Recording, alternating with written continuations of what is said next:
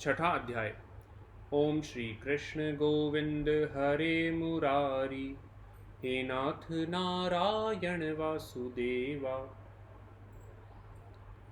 उसके उपरांत श्री कृष्ण महाराज बोले, हे अर्जुन, जो पुरुष कर्म के फल को न चाहता हुआ कर्म करने योग्य कर्म करता है, वह सन्यासी और योगी है।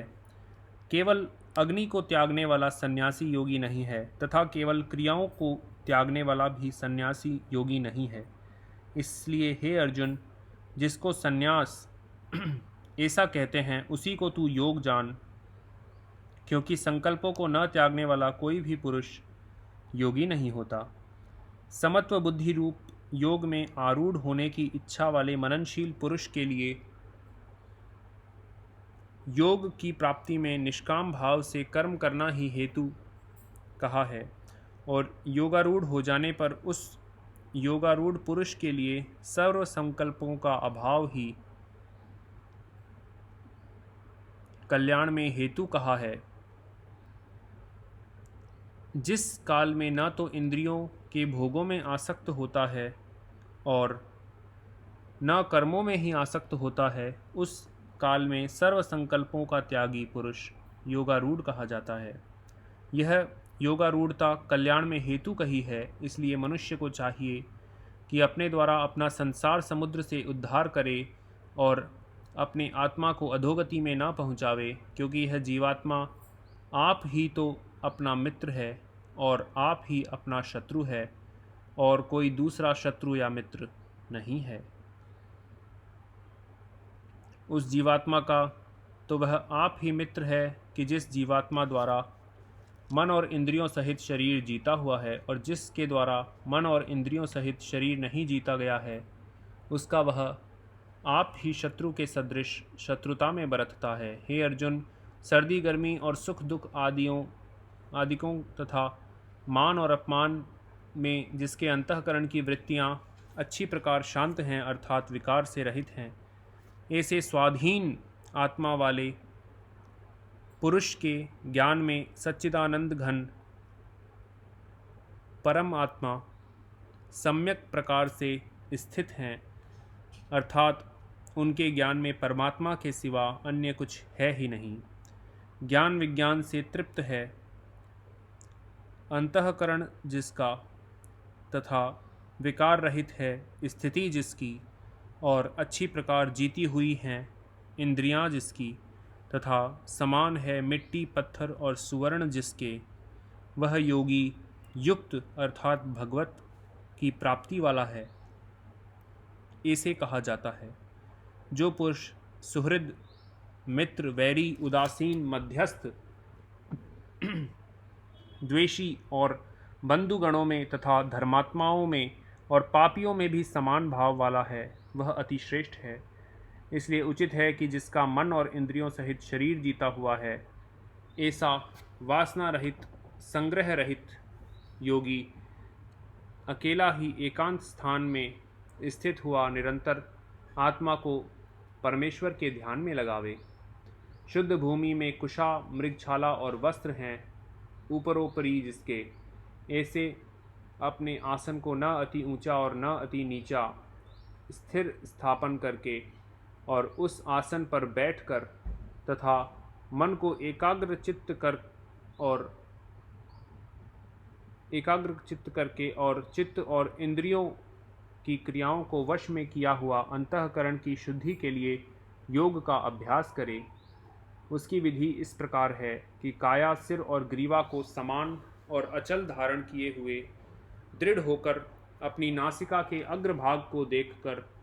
अन्य दिशाओं को न देखता हुआ और ब्रह्मचर्य के व्रत में स्थित रहता हुआ भय रहित तथा अच्छी प्रकार शांत अंतःकरण वाला और सावधान होकर मन को वश में करके मेरे में लगे हुए चित्त वाला और मेरे परायण हुआ स्थित होवे। इस प्रकार आत्मा को निरंतर परमेश्वर के स्वरूप में लगाता हुआ स्वाधीन मन वाला योगी मेरे में स्थिति रूप परम आनंद पराकाष्ठा वाली शांति को प्राप्त होता है। परंतु हे अर्जुन, यह योग ना तो बहुत खाने वाले का सिद्ध होता है और ना बिल्कुल ना खाने वाले का ही सिद्ध होता है। न यह न अति शयन करने वाले के स्वभाव वाले का और न अत्यंत जागने वाले का ही सिद्ध होता है। यह दुखों का नाश करने वाला योग तो यथा योग्य आहार और विहार करने वाले का तथा कर्मों में यथा योग्य चेष्टा करने वाले का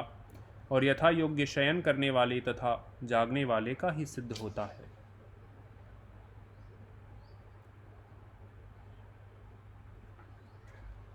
इस प्रकार योग के अभ्यास से अत्यंत वश में किया हुआ चित्त जिस काल में परमात्मा में ही भली प्रकार स्थित हो जाता है, उस काल में संपूर्ण कामनाओं से स्पृहा रहित हुआ पुरुष योग युक्त ऐसा कहा जाता है। जिस प्रकार वायु रहित स्थान में स्थित दीपक चलायमान नहीं होता है, वैसी ही उपमा परमात्मा के ध्यान में लगे हुए योगी के जीते हुए चित्त की कही गई है। हे अर्जुन, जिस अवस्था में योग के अभ्यास से निरुद्ध हुआ चित्त उपराम हो जाता है और जिस अवस्था में परमेश्वर के ध्यान से शुद्ध हुई सूक्ष्म बुद्धि रूप द्वारा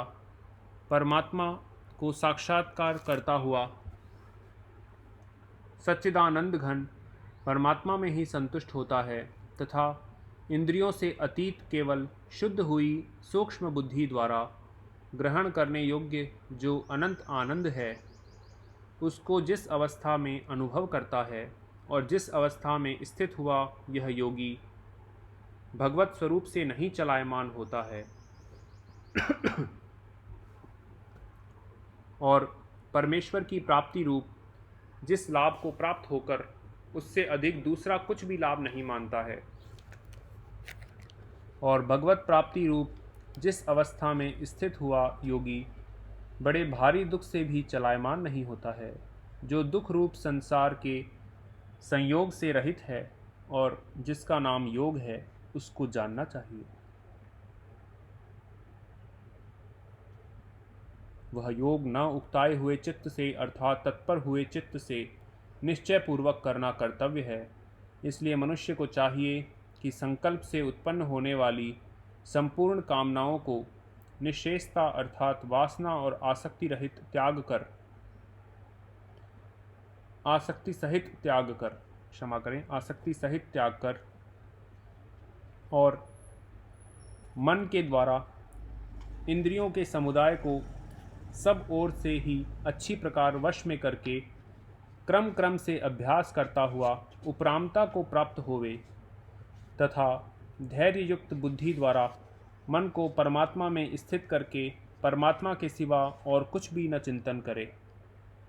परंतु जिसका मन वश में नहीं हुआ हो, उसको चाहिए कि यह स्थिर न रहने वाला और चंचल मन जिस जिस कारण से सांसारिक पदार्थों में विचरता है, उससे रोक कर बारंबार परमात्मा में ही निरोध करे, क्योंकि जिसका मन अच्छी प्रकार शांत है और जो पाप से रहित है और जिसका रजोगुण शांत हो गया है, ऐसे इस सच्चिदानंद घन ब्रह्म के साथ एक ही भाव हुए योगी को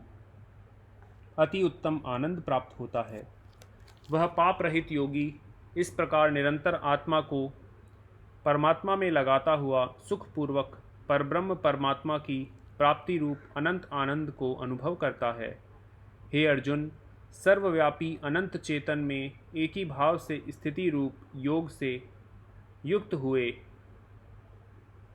आत्मा वाला तथा सब में समभाव से देखने वाला योगी आत्मा को संपूर्ण भूतों में बर्फ में जल के सदृश व्यापक देखता है और संपूर्ण भूतों को आत्मा में देखता है। अर्थात जैसे स्वप्न से जगा हुआ पुरुष स्वप्न के संसार को अपने अंतर्गत संकल्प के आधार देखता है, वैसे ही वह पुरुष संपूर्ण भूतों को अपने सर्वव्यापी अनंत चेतन आत्मा के अंतर्गत संकल्प के आधार देखता है। जो पुरुष संपूर्ण भूतों में सबके आत्मरूप मुझ वासुदेव को ही व्यापक देखता है, और संपूर्ण भूतों को मुझ वासुदेव के अंतर्गत देखता है, उसके लिए मैं अदृश्य नहीं होता हूँ और वह मेरे लिए अदृश्य नहीं होता है, क्योंकि वह मेरे में एक ही भाव से स्थित है। इस प्रकार जो पुरुष एक ही भाव में स्थित हुआ संपूर्ण भूतों में आत्म रूप से स्थित मुझ सच्चिदानंद घन वासुदेव को भजता है, वह योगी सब प्रकार से बरतता हुआ भी मेरे में ही बरतता है, क्योंकि उसके अनुभव में मेरे सिवा अन्य कुछ है ही नहीं। हे अर्जुन, जो योगी अपनी सादृश्यता से संपूर्ण भूतों में सम देखता है और सुख अथवा दुख को भी सब में सम देखता है, वह योगी परम श्रेष्ठ माना गया है। सादृश्यता अर्थात जैसे मनुष्य अपने मस्तक, हाथ, पैर और गुदा आदि के साथ ब्राह्मण, क्षत्रिय, शूद्र और मलेच्छद आदि को का सा बर्ताव करता हुआ भी उनमें आत्मभाव अर्थात अपनापन समान होने से सुख और दुख को समान ही देखता है, वैसे ही सब भूतों में देखना अपनी सादृश्यता से सम देखना है। इस प्रकार भगवान के वाक्यों को सुनकर अर्जुन बोले, हे मधुसूदन, जो यह ध्यान योग आपने समत्व भाव से कहा है, मैं इसकी मन के चंचल होने से बहुत काल तक रहने वाली, ठहरने वाली स्थिति को नहीं देखता हूँ, क्योंकि हे कृष्ण भगवान, यह मन बड़ा चंचल और प्रमथन स्वभाव वाला है तथा बड़ा दृढ़ और बलवान है, इसलिए इसका वश में करना मैं वायु की भांति अति दुष्कर मानता हूँ। इस प्रकार अर्जुन के पूछने पर श्री कृष्ण भगवान जी बोले, हे महाबाहु, निस्संदेह मन चंचल और कठिनता से वश में होने वाला है, परंतु हे कुंती पुत्र अर्जुन, अभ्यास अर्थात स्थिति के लिए बारंबार यत्न करने और वैराग्य से वश में होता है, इसलिए इसको अवश्य वश में करना चाहिए, क्योंकि मन को वश में न करने वाले पुरुष द्वारा योग दुष्प्राप्य है अर्थात प्राप्त होना कठिन है, और स्वाधीन मन वाले प्रयत्नशील पुरुष द्वारा साधन करने से प्राप्त होना सहज है। यह मेरा मत है। इस पर अर्जुन जी बोले, हे कृष्ण, योग से चलायमान हो गया है मन जिसका, ऐसा शिथिल यत्न वाला श्रद्धायुक्त पुरुष योग की सिद्धि को अर्थात भगवत साक्षात्कार को न प्राप्त होकर किस गति को प्राप्त होता है। हे महाबाहो, क्या वह भक्ति प्राप्ति के मार्ग में मोहित हुआ आश्रय रहित पुरुष छिन्न भिन्न बादल की भांति दोनों ओर से अर्थात भगवत प्राप्ति और सांसारिक भोगों से भ्रष्ट हुआ नष्ट तो नहीं हो जाता है। हे कृष्ण, मेरे इस संशय को संपूर्णता से छेदन करने के लिए आप ही योग्य हैं, क्योंकि आपके सिवा दूसरा इस संशय का छेदन करने वाला मिलना संभव नहीं है। इस प्रकार अर्जुन जी के पूछने पर श्री कृष्ण भगवान बोले, हे पार्थ, उस पुरुष का न तो इस लोक में और न परलोक में ही नाश होता है, क्योंकि हे प्यारे, कोई भी शुभ कर्म करने वाला अर्थात भगवत अर्थ कर्म करने वाला दुर्गति को नहीं प्राप्त होता, किंतु वह योग भ्रष्ट पुरुष पुण्यवानों के लोकों को अर्थात स्वर्ग आदि उत्तम लोकों को प्राप्त होकर उनमें बहुत वर्षों तक वास करके शुद्ध आचरण वाले श्रीमान पुरुषों के घर में जन्म लेता है, अथवा वैराग्यवान पुरुष उन लोकों में न जाकर ज्ञानवान योगियों के ही कुल में जन्म लेता है। परंतु इस प्रकार का जो यह जन्म है सो संसार में निस्संदेह अति दुर्लभ है। वह पुरुष वहाँ उस पहले के शरीर में साधन किए हुए बुद्धि के संयोग को अर्थात समत्व बुद्धि योग के संस्कारों को अनायास ही प्राप्त हो जाता है, और हे कुरुनंदन, उसके प्रभाव से फिर अच्छी प्रकार भगवत प्राप्ति के निमित्त यत्न करता है। वह विषयों के वश में हुआ भी उस पहले के अभ्यास से ही निस्संदेह भगवत की और आकर्षित किया जाता है, यहाँ वह शब्द से श्रीमानों के घर में जन्म लेने वाला योग भ्रष्ट पुरुष समझना चाहिए। निस्संदेह भगवत की ओर आकर्षित किया जाता है और समत्व बुद्धि रूप योग का जिज्ञासु भी वेद में कहे हुए सकाम कर्मों के फल को उल्लंघन कर जाता है। जबकि इस प्रकार मंद प्रयत्न करने वाला योगी भी परम गति को प्राप्त हो जाता है,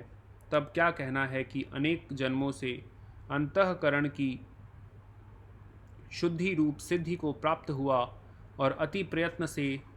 अभ्यास करने वाला योगी संपूर्ण पापों से अच्छी प्रकार शुद्ध होकर उस साधन के प्रभाव से परम गति को प्राप्त होता है, अर्थात परमात्मा को प्राप्त होता है, क्योंकि योगी तपस्वियों से श्रेष्ठ है और शास्त्र के ज्ञान वालों से भी श्रेष्ठ माना गया है तथा सकाम कर्म करने वालों से भी योगी श्रेष्ठ है। इससे हे अर्जुन, तू योगी हो। हे प्यारे, संपूर्ण योगियों में भी जो श्रद्धावान योगी मेरे में लगे हुए अंतरात्मा से मेरे को निरंतर भजता है, वह योगी मुझे परम श्रेष्ठ मान्य है। इति श्रीमद् भगवद गीता रूप उपनिषद एवं ब्रह्म विद्या तथा योग शास्त्र विषयक श्री कृष्ण भगवान और अर्जुन जी के संवाद में आत्म संयम योग नामक छठा अध्याय। श्री कृष्ण गोविंद हरे मुरारी, हे नाथ नारायण वासुदेवा। जय श्री कृष्ण भगवान। जय तुलसी माता। हरि प्रिय नमोस्तुते।